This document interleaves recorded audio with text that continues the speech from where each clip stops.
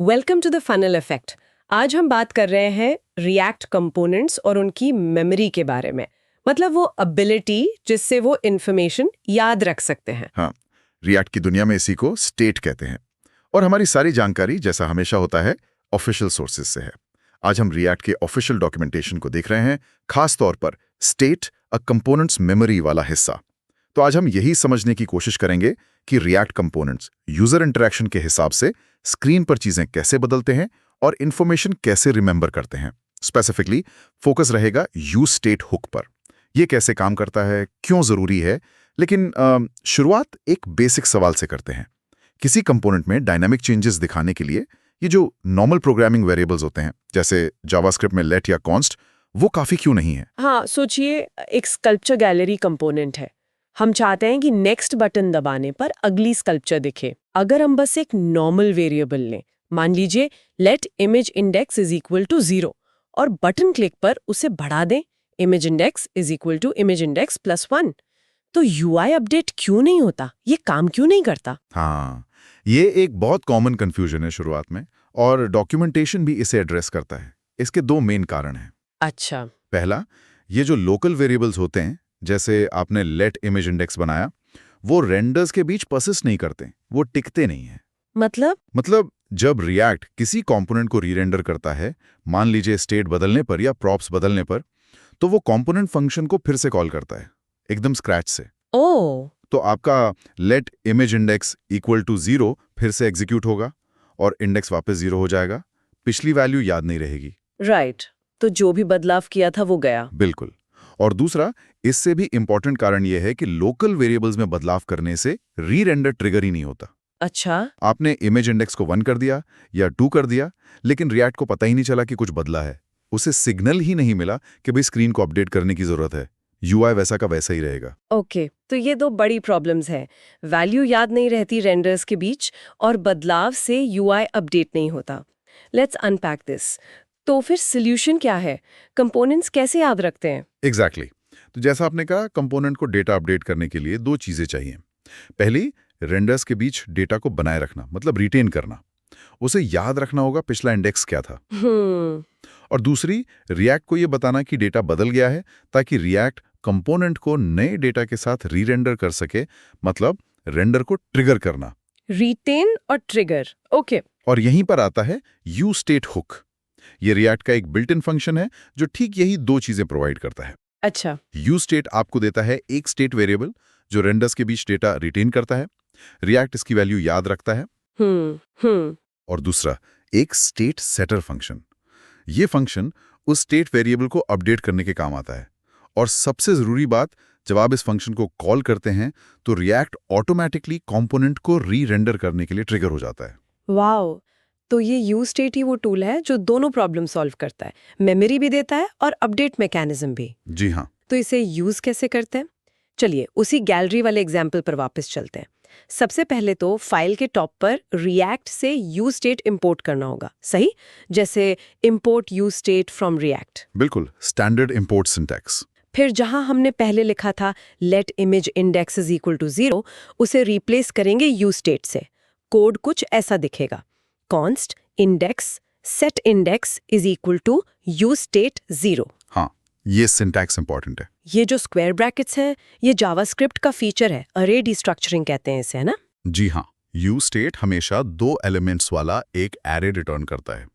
डिस्ट्रक्चरिंग से हम उन दोनों को आसानी से अलग-अलग वेरिएबल्स में पकड़ लेते हैं। तो पहला एलिमेंट या इंडेक्स वो हमारा स्टेट वेरिएबल हो गया, और दूसरा सेट इंडेक्स, वो सेटर फंक्शन। करेक्ट। इंडेक्स में करंट वैल्यू होगी और सेट इंडेक्स से हम उसे बदलेंगे। और यू स्टेट 0 में ये जो 0 पास किया है, ये क्या है? ये है इनिशियल वैल्यू। मतलब जब कंपोनेंट पहली बार रेंडर होगा तो इंडेक्स की शुरुआती वैल्यू 0 होगी। ये कुछ भी हो सकता है, number, string, boolean, object, array, जो भी आपके स्टेट की इनिशियल स्टेट होनी चाहिए। Got it. इनिशियल वैल्यू सिर्फ फर्स्ट रेंडर के लिए। अब सबसे क्रूशियल पार्ट, इवेंट हैंडलर, जैसे हैंडल क्लिक फंक्शन जो बटन क्लिक पे चलता है। पहले हम लिख रहे थे image index is equal to image index plus 1। अब क्या लिखेंगे? अब हम डायरेक्ट वेरिएबल असाइनमेंट नहीं करेंगे, हम सेटअप फंक्शन यूज करेंगे। तो हम लिखेंगे सेट इंडेक्स इंडेक्स प्लस 1। अच्छा, सेट इंडेक्स को कॉल करेंगे नई वैल्यू के साथ। एग्जैक्टली। और जैसे ही आप सेट इंडेक्स कॉल करते हैं, here's where it gets really interesting. React दो काम करता है। पहला, वो इंटरनली रिकॉर्ड कर लेता है कि इंडेक्स की नई वैल्यू अब 1 या जो भी आपने पास की है, वो इसे रिमेंबर कर लेता है। दूसरा, वो एक री-रेंडर स्केड्यूल करता है। अच्छा, री-रेंडर स्केड्यूल करता है, इमीडिएटली नहीं। हाँ, रिएक्ट अपडेट्स को बैच कर सकता है परफॉर्मेंस के लिए, बट कंसेप्चुअली ये एक री-रेंडर ट्रिगर करता है। जब कंपोनेंट दोबारा रेंडर होता है तो यू स्टेट उसे अपडेटेड इंडेक्स वैल्यू यानी 1 देगा और यूआई भी नई वैल्यू के हिसाब से अपडेट हो जाएगा। और अब नेक्स्ट बटन दबाने पर वाकई अगली स्कल्पचर दिखेगी। Problem solved. बिल्कुल सही। तो ये यूज स्टेट जो हमने यूज किया, आपने कहा ये एक हुक है। ये हुक्स क्या होते हैं रिएक्ट में? हाँ, रिएक्ट में यूज स्टेट और कोई भी दूसरा फंक्शन जिसका नाम यूज से शुरू होता है, जैसे use effect, use context, use reducer, इन सब को हुक्स कहते हैं। अच्छा, यूज प्रीफिक्स जरूरी है? जी हाँ, ये कन्वेंशन है और लिंटर टूल्स भी इसी पर रिलाई करते हैं। हुक्स असल में स्पेशल जावास्क्रिप्ट फंक्शंस हैं। ये आपको रिएक्ट के फीचर्स जैसे state management, life cycle events, context वगैरह को फंक्शनल कंपोनेंट्स के अंदर इस्तेमाल करने की या कहें तो हुक इनटू करने की फैसिलिटी देते हैं। ये सिर्फ रिएक्ट रेंडरिंग के दौरान ही कॉल किए जा सकते हैं। आप इन्हें नॉर्मल जावास्क्रिप्ट फंक्शन से कॉल नहीं कर सकते। ओके। और डॉक्यूमेंटेशन में एक जरूरी रूल, एक पिटफॉल मेंशन किया है हुक्स को लेकर, वो क्या है? हाँ, ये बहुत इंपॉर्टेंट रूल है। हुक्स मतलब यूज से शुरू होने वाले फंक्शंस हमेशा आपके कंपोनेंट फंक्शन के टॉप लेवल पर ही कॉल होने चाहिए। टॉप लेवल मतलब फंक्शन के अंदर सीधे, किसी कंडीशन या लूप के अंदर नहीं? एग्जैक्टली। आप हुक्स को if statement, for loop, while loop या किसी और नेस्टेड फंक्शन के अंदर कॉल नहीं कर सकते। ओह, क्यों? ऐसा क्यों? इस पर हम अभी थोड़ा और डिटेल में बात करेंगे जब देखेंगे रिएक्ट स्टेट को ट्रैक कैसे करता है। लेकिन शॉर्ट आंसर ये है कि रिएक्ट हुक्स के कॉल ऑर्डर पर डिपेंड करता है। अगर आप उन्हें कंडीशनली कॉल करेंगे तो हर रेंडर में ऑर्डर बदल सकता है, जिससे रिएक्ट कंफ्यूज हो जाएगा। इंटरेस्टिंग। तो रूल है, हुक्स हमेशा टॉप लेवल पर अनकंडीशनली कॉल करें या फिर अपने कस्टम हुक्स के अंदर टॉप लेवल पर? हाँ, उन्हें फंक्शन समझें, पर सोचें ऐसे जैसे वो कंपोनेंट की कैपेबिलिटीज की डिक्लेरेशंस हैं। ये कंपोनेंट स्टेट यूज करेगा, ये कंपोनेंट इफेक्ट यूज करेगा, हमेशा। ठीक है, ये रूल याद रखेंगे। अब यूज स्टेट की एनाटॉमी को थोड़ा और गौर से देखते हैं। जब हम लिखते हैं const index set index is equal to use state of 0, तो रिएक्ट को हम क्या बता रहे हैं? आप रिएक्ट को सिग्नल दे रहे हैं कि हे रिएक्ट, ये कंपोनेंट कुछ इन्फॉर्मेशन याद रखना चाहता है। स्पेसिफिकली इस केस में आप इंडेक्स नाम की जानकारी याद रखने को कह रहे हैं, जिसकी इनिशियल वैल्यू 0 है। और ये naming convention something set something, जैसे count set count, user set user, ये बस कन्वेंशन है या टेक्निकल रिक्वायरमेंट है? ये सिर्फ कन्वेंशन है, लेकिन बहुत स्ट्रांगली रेकमेंडेड है। आप technically const value update value is equal to use state 0 भी लिख सकते हैं, पर name set name pattern follow करने से कोड बहुत रीडेबल रहता है। सबको पता होता है कि दूसरा एलिमेंट पहले वाले को अपडेट करने वाला फंक्शन है। Make sense. और यूज स्टेट का आर्ग्यूमेंट जैसे 0 वो इनिशियल वैल्यू है, ये सिर्फ फर्स्ट रेंडर में यूज होती है ना? बिल्कुल। पहली बार कंपोनेंट माउंट होने पे रिएक्ट इस वैल्यू को स्टेट के लिए सेट करता है। सब्सिक्वेंट रेंडर्स में ये आर्गुमेंट इफेक्टिवली इग्नोर हो जाता है। रिएक्ट अपनी मेमोरी में स्टोर की हुई लेटेस्ट वैल्यू यूज करता है। और हर रेंडर पर यूज स्टेट हमें वो 2 चीजों वाला अरे देता है। हाँ, पहला करंट स्टेट वैल्यू, उस पर्टिकुलर रेंडर के लिए स्टेट की वैल्यू क्या है। दूसरा स्टेट सेटर फंक्शन, वही फंक्शन जिससे स्टेट अपडेट होगा और रीरेंडर ट्रिगर होगा। तो चलिए इस प्रोसेस को स्टेप बाय स्टेप ट्रेस करते हैं जैसा डॉक्यूमेंटेशन में है। मान लीजिए यूजर बटन क्लिक करता है। ठीक है। 1 फर्स्ट रेंडर, कंपोनेंट पहली बार रेंडर हुआ, रिएक्ट ने देखा यूज स्टेट ऑफ 0। ये पहला रेंडर है तो रिएक्ट ने 0 सेट इंडेक्स रिटर्न किया और इंटरनली याद रख लिया कि इस कंपोनेंट के लिए इंडेक्स स्टेट की करंट वैल्यू 0 है। ओके। 2 स्टेट अपडेट, यूजर ने नेक्स्ट बटन दबाया, हैंडल क्लिक चला जिसने set index of index plus 1 call किया। क्योंकि इंडेक्स अभी 0 था तो ये बना सेट इंडेक्स ऑफ 1। ये कॉल रिएक्ट को बताता है इस कंपोनेंट के लिए इंडेक्स स्टेट की वैल्यू अब 1 याद रखो और एक रीरेंडर शेड्यूल करो। ठीक है, री रेंडर शेड्यूल हुआ। 3 second render, react component function को दोबारा कॉल करता है। कोड में अभी भी यूज स्टेट 0 ही लिखा है, लेकिन रिएक्ट स्मार्ट है। उसे याद है कि यूजर ने स्टेट को 1 सेट किया था। अच्छा, तो इस बार यूज स्टेट 0 कॉल होने पर रिएक्ट 0 सेट इंडेक्स रिटर्न नहीं करेगा। वो अपनी मेमोरी से लेटेस्ट वैल्यू उठाएगा और 1 सेट इंडेक्स रिटर्न करेगा। Got it. इनिशियल वैल्यू सिर्फ पहली बार, उसके बाद रिएक्ट रिमेंबर्ड वैल्यू देता है। Exactly and so on. अगली बार सेट इंडेक्स 2 कॉल होगा तो तीसरे रेंडर में यूज स्टेट आपको 2 सेट इंडेक्स देगा। ये साइकिल चलता रहता है। वाओ, ये ब्रेकडाउन काफी हेल्पफुल है। अब एक सवाल, क्या एक कंपोनेंट में एक ही यूज स्टेट हो सकता है या मल्टीपल हो सकते हैं? जैसे गैलरी में इंडेक्स के अलावा क्या हम ये भी ट्रैक कर सकते हैं कि डिटेल्स दिख रही हैं या नहीं? बिल्कुल, आप एक कंपोनेंट में जितने चाहें उतने स्टेट वेरिएबल्स रख सकते हैं, नो लिमिट्स, और वो अलग-अलग डेटा टाइप्स के भी हो सकते हैं। तो गैलरी कंपोनेंट में हम ऐसा कर सकते हैं, const index set index is equal to use state 0 number state, const show more is equal to use state false boolean state. हाँ बिल्कुल। अब कंपोनेंट 2 अलग-अलग चीजें याद रख सकता है, करंट कल्चर का इंडेक्स और डिटेल्स दिखानी है या नहीं। दोनों का अपना स्टेट वेरिएबल और अपना सेटर फंक्शन होगा। तो कब मल्टीपल यूज स्टेट यूज करने चाहिए और कब शायद स्टेट को कंबाइन करना बेहतर होता है? डॉक्यूमेंटेशन कुछ कहता है इस बारे में? हाँ, अच्छी गाइडलाइन है। अगर स्टेट वेरिएबल्स काफी हद तक अनरिलेटेड हैं, मतलब एक का बदलना दूसरे को डायरेक्टली इफेक्ट नहीं करता, जैसे हमारे इंडेक्स और शोमोर के केस में, तो उन्हें सेपरेट यूज स्टेट कॉल्स में रखना अच्छा प्रैक्टिस है। कोड क्लीन रहता है। लेकिन अगर आप पाते हैं कि आप अक्सर 2 या ज्यादा स्टेट वेरिएबल्स को एक साथ अपडेट करते हैं या वो लॉजिकली बहुत क्लोजली रिलेटेड हैं, तो उन्हें एक सिंगल स्टेट वेरिएबल में कंबाइन करना ज्यादा कन्वीनियंट हो सकता है, यूजुअली एक ऑब्जेक्ट या अरे के रूप में। जैसे एक फॉर्म है जिसमें यूजर का फर्स्ट नेम और लास्ट नेम है। आप const first name set first name equals to use state empty और const last name set last name equals to use state empty रख सकते हैं। ये ठीक है।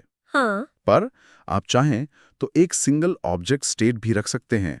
Const name set name equals to use state first empty last empty. फिर जब update करना हो तो आप name set name first new value जैसा कुछ करेंगे। ये रिलेटेड डेटा को एक साथ ग्रुप कर देता है। तो ये डिजाइन चॉइस है, डिपेंड करता है सिचुएशन पर। right, depends on whether the state pieces are related or independent. Exactly. अच्छा, एक और चीज जो दिमाग में आ रही है, what's fascinating here is, जब हम मल्टीपल यूज स्टेट कॉल करते हैं, जैसे use state of 0, use state of false, हम यूज स्टेट को कोई की या आइडेंटिफायर तो पास नहीं कर रहे हैं। तो रिएक्ट को कैसे पता चलता है कि पहला कॉल इंडेक्स वाले स्टेट के लिए है और दूसरा शो मोर वाले के लिए? ये मैचिंग कैसे होती है? कोई मैजिक है? हाँ, नहीं, मैजिक नहीं है। डॉक्यूमेंटेशन इसे एक्सप्लेन करता है। हुक्स का ये जो सिंपल सिंटैक्स है ना, बिना किसी की के, ये एक फंडामेंटल अजम्पशन पे टिका है। Stable call order on every render. Stable call order मतलब हर बार जब आपका कंपोनेंट रेंडर होता है तो यूज स्टेट और दूसरे हुक्स हमेशा उसी सीक्वेंस में कॉल होने चाहिए जिस सीक्वेंस में वो कोड में लिखे हैं। पहला यूज स्टेट हमेशा पहला ही रहेगा, दूसरा हमेशा दूसरा, एंड सो ऑन। ओह, और इसीलिए वो रूल था कि हुक्स को इफ या लूप में नहीं डालना। प्रिसाइसली। अगर आप हुक को इफ में डाल देंगे तो किसी रेंडर में वो कॉल होगा, किसी में नहीं होगा, कॉल ऑर्डर बिगड़ जाएगा। रिएक्ट का इंटरनल मैकेनिज्म जो ऑर्डर पर डिपेंड करता है वो ब्रेक हो जाएगा। तो रिएक्ट इंटरनली कैसे ट्रैक रखता है? इंटरनली रिएक्ट हर कंपोनेंट इंस्टेंस के लिए एक तरह से स्टेट पेयर्स की एक लिस्ट या एरे मेंटेन करता है। जब रेंडरिंग शुरू होती है तो रिएक्ट एक इंटरनल काउंटर को 0 पर सेट करता है। पहला यूज स्टेट कॉल होता है, रिएक्ट लिस्ट से 0 इंडेक्स वाला स्टेट पेयर देता है और काउंटर को 1 कर देता है। दूसरा यूज स्टेट कॉल होता है, रिएक्ट लिस्ट से 1 इंडेक्स वाला पेयर देता है और काउंटर को 2 कर देता है, एंड सो ऑन। अच्छा, तो बस कॉल के ऑर्डर से मैपिंग होती है। हाँ, ये सिंपल है, but it works reliably as long as you follow the rule of calling hooks at the top level. ज्यादातर गलतियां लिंटर प्लॉटिंग पकड़ भी लेता है। डॉक्यूमेंटेशन में एक आर्टिकल का रेफरेंस भी है, React hooks not magic just arrays, जो इसे और डिटेल में समझाता है। ये इंटरनल डिटेल है, पर रूल के पीछे का क्यों समझने में मदद करती है। ये इंटरनल मैकेनिज्म जानना वाकई इंटरेस्टिंग है। कॉल ऑर्डर इज की। अब एक और इम्पॉर्टेंट टॉपिक, स्टेट की प्राइवेसी और स्कोप। क्या स्टेट कंपोनेंट के लिए प्राइवेट होता है? हाँ, एब्सोल्युटली। डॉक्यूमेंटेशन इसे क्लियरली कहता है। State is local and private to the component instance where it's defined. Component instance, इसका क्या मतलब है? इसका मतलब है अगर आप एक ही कंपोनेंट को स्क्रीन पर 2 बार रेंडर करते हैं तो वो 2 अलग-अलग इंस्टेंसेस होंगे और हर इंस्टेंस का अपना बिल्कुल सेपरेट इंडिपेंडेंट स्टेट होगा। अच्छा, जैसे अगर हम पेज कंपोनेंट में गैलरी को 2 बार लिखें, गैलरी गैलरी, तो स्क्रीन पर 2 गैलरीज दिखेंगी? हाँ, और दोनों कंप्लीटली इंडिपेंडेंट होंगी। पहली गैलरी का इंडेक्स स्टेट अलग होगा, दूसरी का अलग। पहली का शो मोर स्टेट अलग होगा, राइट। दूसरी का अलग। तो अगर मैं पहली गैलरी का नेक्स्ट बटन दबाऊं तो सिर्फ पहली वाली अपडेट होगी, दूसरी पर कोई असर नहीं। कोई असर नहीं। They are completely isolated from each other. यही स्टेट को नॉर्मल मॉड्यूल लेवल वेरिएबल से अलग बनाता है, जो शेयर्ड होते हैं। स्टेट स्क्रीन पर मौजूद एक स्पेसिफिक इंस्टेंस से जुड़ा होता है। और क्या पेरेंट कंपोनेंट चाइल्ड के स्टेट को एक्सेस कर सकता है? नहीं, प्रॉप्स नीचे जाते हैं पेरेंट टू चाइल्ड, लेकिन स्टेट कंपोनेंट के अंदर ही रहता है। पेरेंट को चाइल्ड के स्टेट के बारे में कुछ नहीं पता होता, ना ही वो उसे डायरेक्टली चेंज कर सकता है। State is fully private to the component that declares it. If we connect this to the bigger picture, तो इसका मतलब है कि कंपोनेंट्स काफी सेल्फ कंटेन्ड होते हैं। एग्जैक्टली। ये आइसोलेशन कंपोनेंट बेस्ड डिजाइन का एक बड़ा बेनिफिट है। आप किसी कंपोनेंट के इंटरनल स्टेट लॉजिक को बदल सकते हैं जब तक उसका एक्सटर्नल इंटरफेस प्रॉप्स सेम रहता है। आपको दूसरे कंपोनेंट्स के ब्रेक होने की चिंता करने की जरूरत नहीं है। ये रीयूजेबिलिटी और मेंटेनेबिलिटी को प्रमोट करता है। लेकिन फिर सवाल उठता है, जैसा डॉक्यूमेंटेशन हिंट करता है, कि अगर हम चाहते हैं कि 2 गैलरी इंस्टेंसेस सिंक में रहें, मतलब एक का बटन दबाने पर दूसरी भी अपडेट हो। हाँ, ये कॉमन सिनेरियो है। रिएक्ट का तरीका एनकैप्सुलेशन ब्रेक करना नहीं है। इसका सोल्यूशन है lifting state up. Lifting state up. हाँ। आप स्टेट को चाइल्ड कंपोनेंट से हटाकर उनके कॉमन एंसेस्टर पेज में मूव कर देते हैं। पेरेंट स्टेट होल्ड करेगा और स्टेट वैल्यू और सेटअप फंक्शन दोनों को प्रॉप्स के थ्रू चिल्ड्रन को पास करेगा। इस पर हम फ्यूचर में शेयरिंग स्टेट बिटवीन कंपोनेंट्स वाले टॉपिक में डिटेल में बात कर सकते हैं। Got it? Lifting state up, important concept for let up. चलिए, आज की डिस्कशन के की टेकअवेज को क्विकली रिकैप करते हैं। श्योर। तो स्टेट वेरिएबल तब यूज करें जब कंपोनेंट को रेंडर्स के बीच कोई इन्फॉर्मेशन याद रखनी हो। User input, fetch data, UI state, कुछ भी। State variables use state hook को कॉल करके डिक्लेयर किए जाते हैं। ये हुक एक पेयर रिटर्न करता है, करंट स्टेट वैल्यू और उसे अपडेट करने वाला फंक्शन। हुक स्पेशल फंक्शंस हैं जो यूज से शुरू होते हैं। रूल याद रखें, इन्हें हमेशा कंपोनेंट या कस्टम हुक के टॉप लेवल पर अनकंडीशनली कॉल करें। रिएक्ट उन्हें उनके कॉल ऑर्डर के बेस पर मैच करता है। और स्टेट कंपोनेंट इंस्टेंस के लिए प्राइवेट और लोकल होता है। एक ही कंपोनेंट के मल्टीपल इंस्टेंसेस का स्टेट कंप्लीटली सेपरेट होता है। So what does this all mean? Here's something to consider. आज हमने यूज स्टेट के बेसिक समझ लिए। अब सोर्स में दिए गए चैलेंज के बारे में सोचिए। आप गैलरी कंपोनेंट में प्रीवियस बटन कैसे ऐड करेंगे? हाँ, ये अच्छा एक्सरसाइज है। सिर्फ इंडेक्स को घटाना, सेट इंडेक्स -1 काफी नहीं होगा। आपको एज केसेस हैंडल करने होंगे। पहली इमेज पर प्रीवियस दबाने पर क्या हो, या आखिरी इमेज पर नेक्स्ट दबाने पर। हाँ, आपको इवेंट हैंडलर में लॉजिक डालना पड़ेगा। चेक करना होगा कि इंडेक्स 0 तो नहीं है या डेटा अरे की लेंथ 1 तो नहीं है। शायद बटन्स को डिसेबल करना पड़े या इंडेक्स को रैप अराउंड करना पड़े। एग्जैक्टली। ये दिखाता है कि स्टेट मैनेजमेंट सिर्फ वैल्यू स्टोर करना नहीं है, बल्कि उस लॉजिक को इम्प्लीमेंट करना भी है जो तय करता है कि यूजर इंटरैक्शन और कंडीशंस के रेस्पॉन्स में स्टेट कैसे चेंज होगा। ये आज सीखी हुई बातों का प्रैक्टिकल एप्लीकेशन है। बिल्कुल। Thank you for watching the funnel effect.